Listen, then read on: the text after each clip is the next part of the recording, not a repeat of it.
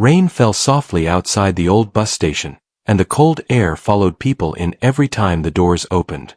Inside, the lights were bright but the mood was heavy, because everyone looked tired and in a hurry. Shoes squeaked on the wet floor, and coats dripped water near the entrance.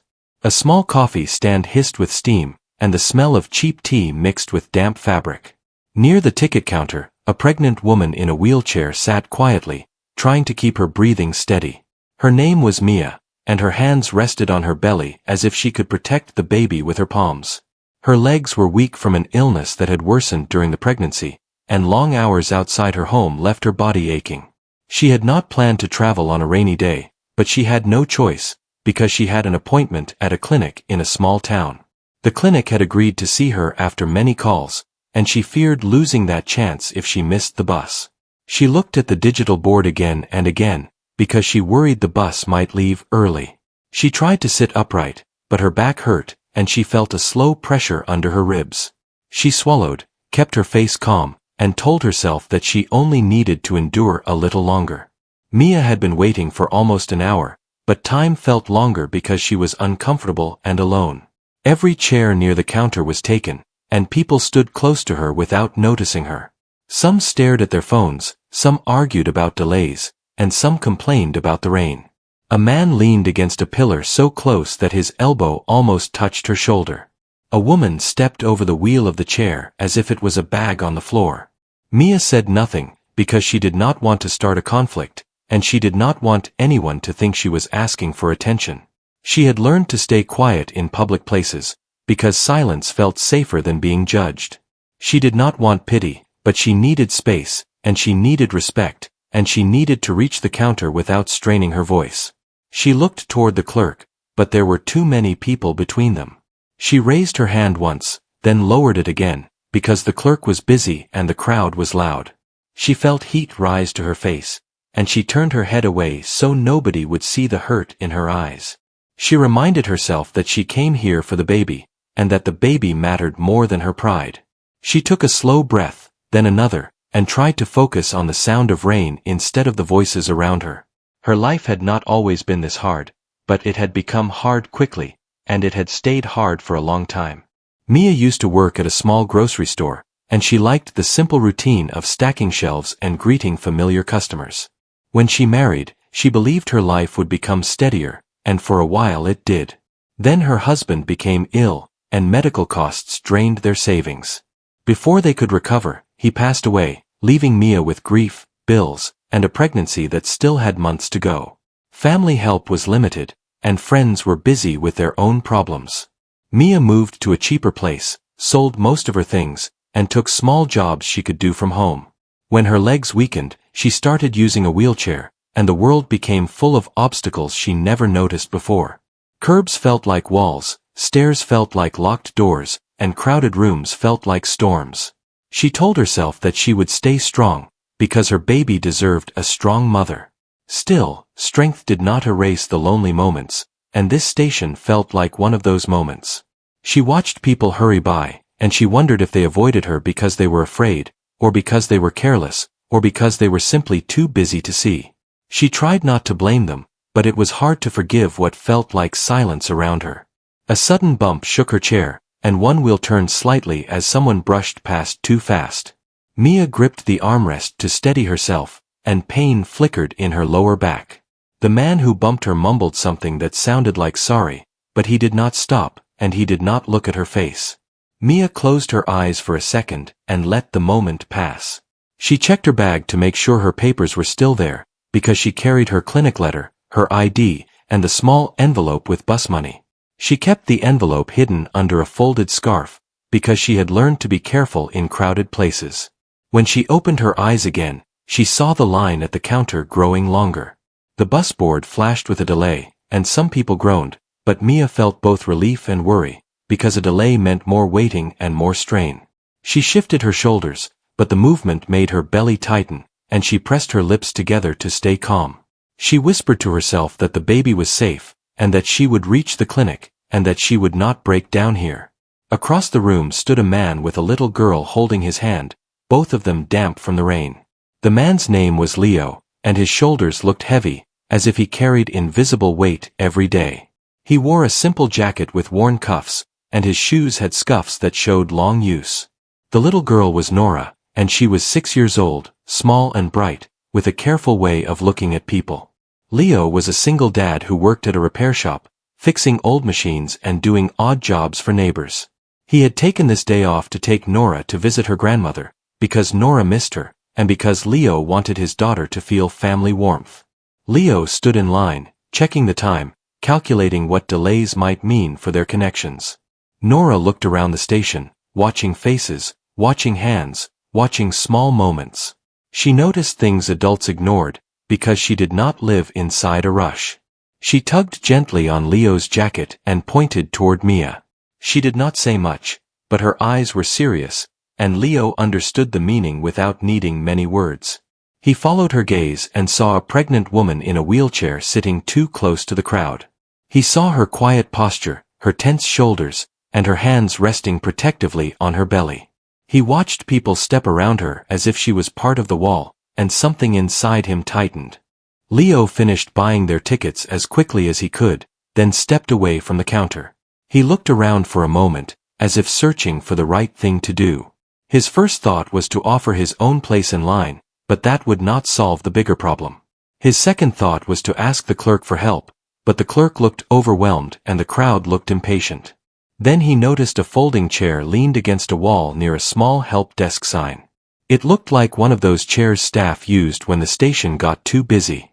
Leo walked over, lifted it carefully, and tested its weight to be sure it was steady. He carried it through the crowd with slow steps, making sure not to bump anyone. Nora walked beside him, holding his free hand, looking proud without being loud. Leo stopped in front of Mia and spoke in a calm voice that did not demand attention.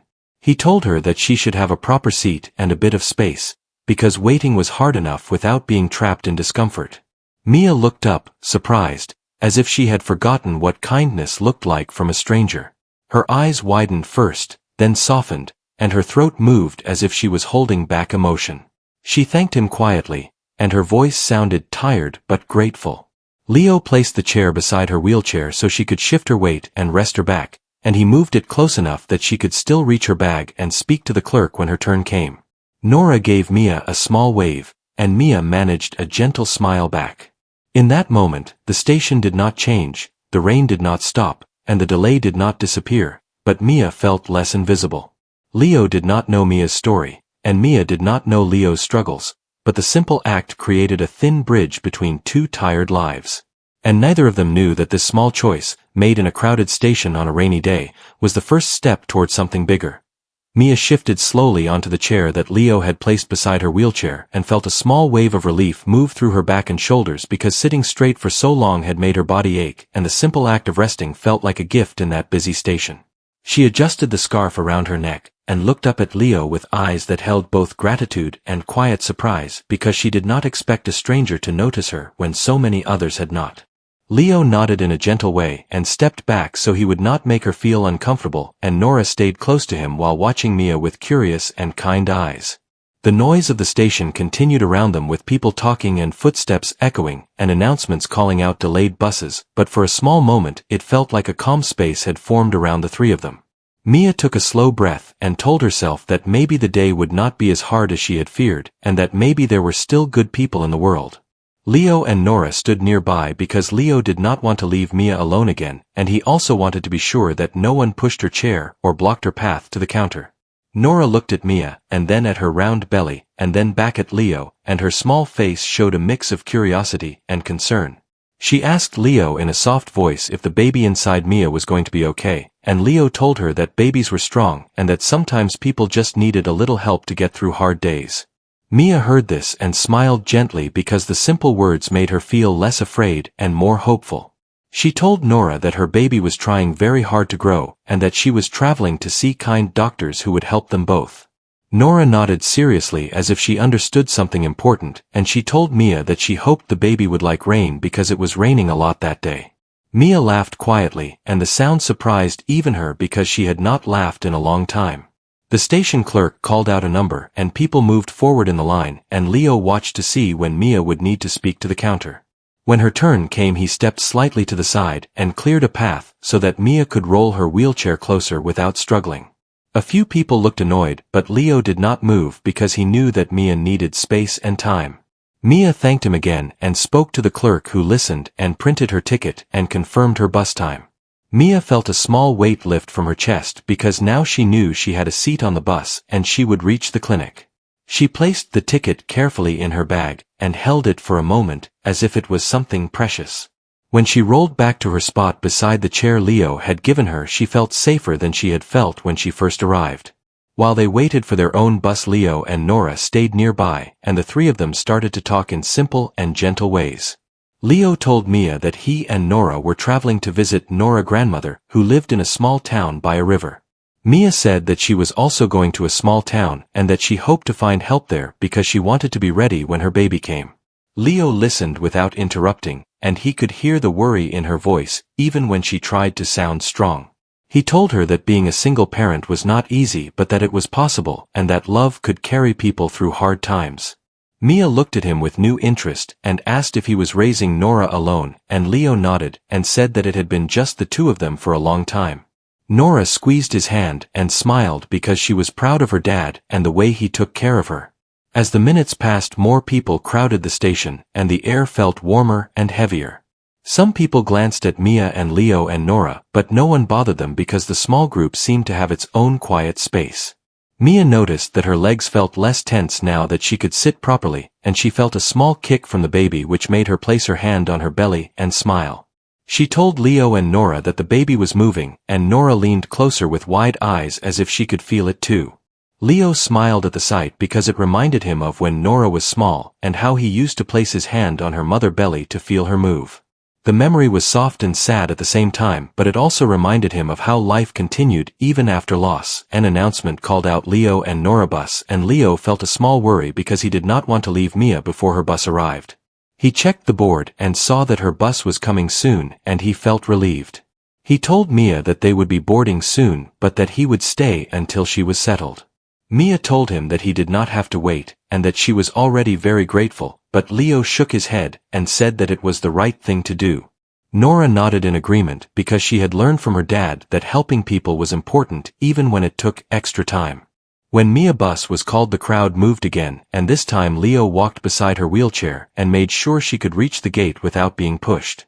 A station worker noticed them and came over to help lift a small ramp so that Mia could board easily.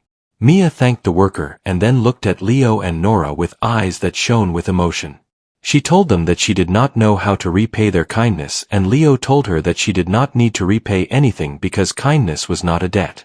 Nora hugged Mia gently around her arm and told her that she hoped the baby would be happy and healthy. Mia felt tears in her eyes, but she smiled because she did not want to cry in front of the little girl. Mia boarded the bus and found her seat, and the driver helped secure her wheelchair, and when she was settled she looked out the window and saw Leo and Nora standing there. Leo lifted his hand in a small wave, and Nora waved with both hands, and Mia waved back as the bus began to move. As the station slid away behind her, she felt something inside her change because she no longer felt completely alone in the world. She held her belly and whispered that they would be okay, and that kind people still existed. Leo and Nora boarded their own bus a few minutes later, and as they found their seats, Nora asked Leo if they would ever see Mia again. Leo said that he did not know, but that sometimes people met for a short time and still left a lasting mark on each other. Nora thought about this and nodded as if it was something important to remember. As their bus pulled away, Leo looked out the window and hoped that Mia would reach her clinic safely and that her baby would arrive into a world that could be kind when it chose to be. The rain continued to fall outside, but inside the bus Leo and Nora felt warm because they knew that they had done something good and that sometimes one small act could make a big difference. Mia sat on the bus with her hands resting on her belly and her eyes looking out the window as rain moved in soft lines across the glass and the road passed by in slow motion, and she felt both tired and hopeful at the same time. The seat was firm, but it was better than waiting in the crowded station, and the gentle motion of the bus made her feel calmer. She thought about Leo and Nora and how a simple chair had changed her whole day, and she felt a warm feeling in her chest that she had not felt in a long time. She told herself that when her baby was born she would teach the child to notice people and to help when someone needed it. She closed her eyes for a moment and imagined holding her baby for the first time, and that thought gave her strength. The bus traveled through small towns and open roads, and each stop brought new faces and new sounds, but Mia stayed quiet and focused on her breathing. Her back still hurt and her legs felt weak, but her heart felt lighter than before. She remembered how people in the station had walked past her, and how Leo had stopped, and that contrast stayed in her mind. She realized that one kind action could stand against many moments of being ignored. She placed one hand on her belly and whispered soft words of comfort as if the baby could hear her. She felt another small movement inside, and she smiled because it reminded her that she was not alone even when she felt lonely. When the bus finally reached her stop, the sky was still gray, but the rain had softened. A driver helped Mia off the bus, and she thanked him with a tired but sincere voice. The clinic building stood across the street, and it looked simple but clean. Mia felt nervous as she rolled her wheelchair toward it, because she did not know what the doctors would say, but she knew that she had to try. Inside the clinic, the air smelled of fresh cleaning, and the lights were gentle on her eyes. A nurse greeted her and helped her fill out forms, and Mia felt a small wave of relief because someone was guiding her instead of leaving her to struggle. The doctor who saw her spoke in a calm and clear way and explained what they would do to help her and her baby stay healthy. Mia listened closely and asked questions, and for the first time in many weeks she felt that she had a plan. The doctor told her that she would need regular visits and some extra care, but that her baby was strong and growing well. Those words felt like a gift, and Mia felt tears in her eyes, but she smiled because they were happy tears. She left the clinic with a folder of information and a new sense of hope, and she told herself that she would keep going no matter how hard things felt.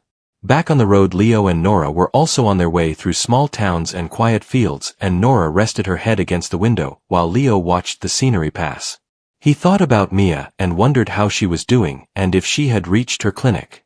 He felt a small worry for her because he knew how hard life could be when you were raising a child alone. He also felt proud that he had listened to Nora and that he had chosen to help instead of walking past. He told himself that he wanted to keep teaching Nora to see people and to care. When they reached Nora's grandmother's house, the sun was starting to come out from behind the clouds, and the small town felt warm and peaceful. Nora ran ahead to the door, and Leo followed with a smile because he loved seeing his daughter happy. Nora's grandmother welcomed them with open arms and asked about their trip, and Nora excitedly told her about the woman in the wheelchair, and the baby, and the chair that Leo had carried. The grandmother listened with interest and told Nora that her father had a good heart, and Nora smiled because she already knew that. Leo felt a quiet warmth inside because he knew that even small moments could become lessons for a child.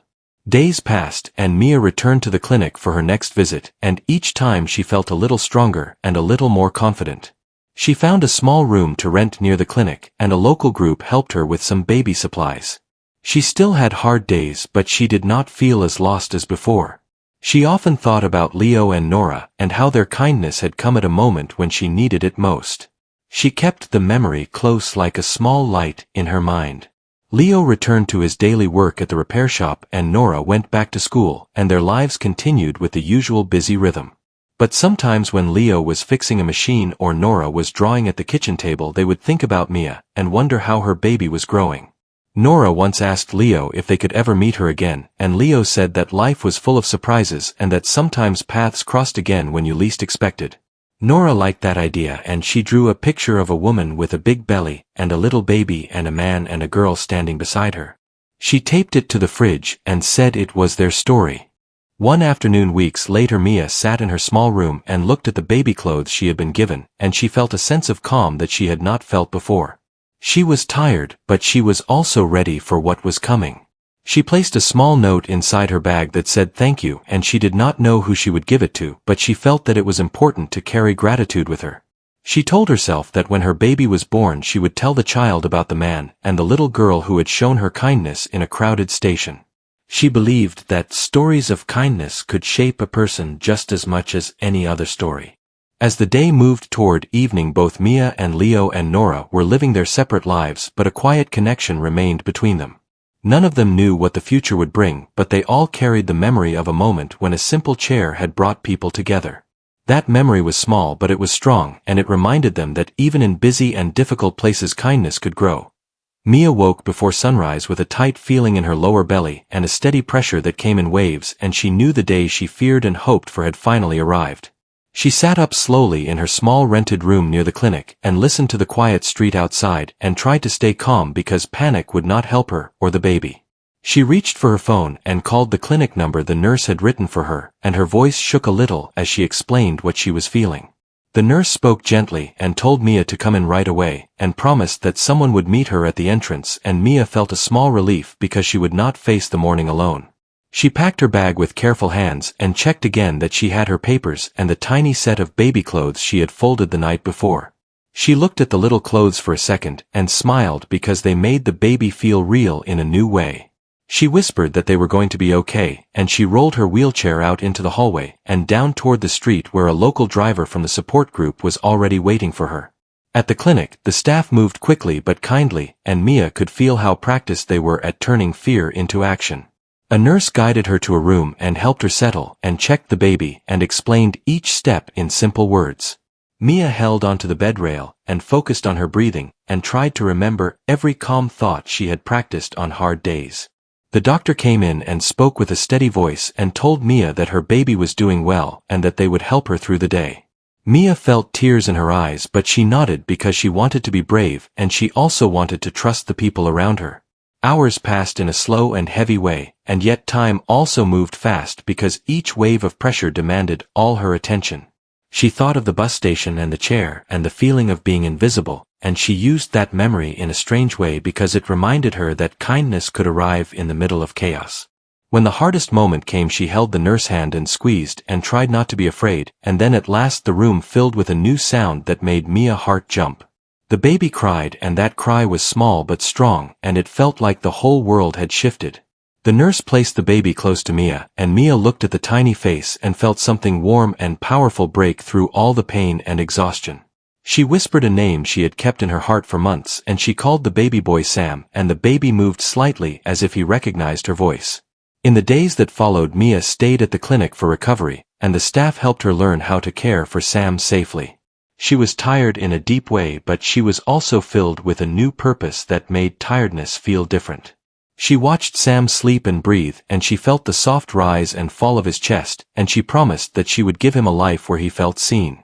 A local support worker visited and brought a warm blanket and a small bag of supplies and told Mia that the community wanted to help her settle in a better place. Mia thanked her and felt shy receiving so much help, but she also understood that accepting support did not make her weak. She thought about Leo again and Nora, and how their small act had been the first push that led her toward this safer path. She told the support worker about the bus station and the chair and the little girl who waved, and the support worker smiled and said that good people had a way of appearing when you least expected. Mia held Sam close and listened to those words as if they were a quiet promise. A week later, Mia was cleared to leave the clinic, and she rolled out with Sam wrapped in a soft blanket and her bag resting on her lap. The air outside felt fresh, and the sky was brighter than the day she first arrived. The support worker arranged a ride for her to a small apartment in a building close to the clinic, and when Mia entered the space she felt something shift inside her again because it was small but clean, and it was theirs. She placed Sam in a safe spot and looked around at the simple furniture and the little baby items set neatly on a table. She felt grateful and overwhelmed, and she sat down and breathed slowly until the shaking in her hands stopped. On the wall near the entrance there was a note from the support group with simple words that welcomed her and wished her strength. Mia read the note twice and then pressed it to her chest for a moment, because she wanted to remember this feeling of being cared for. On that same afternoon, Leo had brought Nora back to the same town because Nora's grandmother had asked them to pick up medicine from a pharmacy near the clinic. Leo parked the car and walked with Nora down the sidewalk, and Nora held his hand and talked about school and drawings and the story pictures still taped on their fridge. When they passed the clinic entrance, Nora suddenly slowed and pointed with her free hand, and her eyes widened with surprise. Leo followed her gaze and saw a woman in a wheelchair near the entrance with a baby in her arms, and even from a distance he recognized her face. Mia was adjusting Sam's blanket and speaking softly to him, and for a moment Leo stood still because it felt unreal that their paths had crossed again. Nora tugged his hand and whispered that it was the lady from the station, and Leo felt his chest tighten in the same way it had on that rainy day. Leo and Nora walked over slowly so they would not startle Mia, and Nora waved first with both hands just like before. Mia looked up and her eyes widened, and then softened, and her mouth opened in surprise. She stared for a second, as if she was making sure she was not imagining it, and then she smiled so widely that her cheeks lifted and her eyes filled with tears. She greeted them and her voice shook because she did not expect to see them again and she did not know how to express what she felt. Nora stepped closer and looked at the baby with careful joy and asked if this was the baby from Mia's belly, and Mia nodded and introduced Sam. Leo smiled and congratulated her and told her that he was happy she was safe and that she looked stronger than before. Mia told them that she had made it to the clinic because of their help and that she had received care and support and that Sam was healthy. She paused and looked at Leo and then at Nora, and she said that their kindness had stayed with her every day and had helped her when she felt afraid. Leo listened quietly and felt a warmth spread in his chest because he knew that the chair had mattered, but he had not realized how deep the impact could be. Mia reached into her bag and pulled out a small folded note and held it toward Leo with both hands. She said she had written thank you words and carried them with her because she hoped to give them to him one day. Leo hesitated and then accepted the note, and Nora leaned in to see it, as if it was a treasure. Mia told Nora that she would never forget the wave and the gentle hug, and Nora smiled and said she was just happy the baby was here. Leo told Mia that Nora had talked about her many times and had drawn a picture of their meeting and kept it on the fridge. Mia laughed softly and said that made her heart feel full. The three of them stood there for a while sharing simple updates and small smiles, and the world around them kept moving, but their moment felt steady and calm. Before leaving, Leo asked Mia if she had enough help, and Mia said the community had supported her and she now had a safe place nearby. Leo nodded and told her that if she ever needed a ride to an appointment or help carrying supplies she could call him, and he wrote his number on a small card from his wallet. Mia accepted it with careful hands and thanked him again, and this time her gratitude felt less like sadness and more like strength. Nora leaned closer to Sam and waved at him, and Mia guided Sam's little hand in a tiny wave back. Leo and Nora walked away toward the pharmacy, and Mia watched them go and felt a deep peace settle in her chest because the world that once ignored her had also given her a bridge back to hope. That evening Mia sat in her new apartment with Sam sleeping close, and she thought about how one chair in a crowded station had become a turning point. She understood that people could be busy and still choose to see someone, and that choice could change a life. She looked at Sam and promised that when he grew older she would tell him the story of a rainy day and a single dad and a little girl who refused to walk past someone in need. She promised that Sam would grow up learning to notice quiet pain and to offer simple help without expecting anything back. Outside the sky turned orange and then soft gray again, and inside the apartment Mia felt something she had not felt for a long time. She felt safe and seen and ready to begin.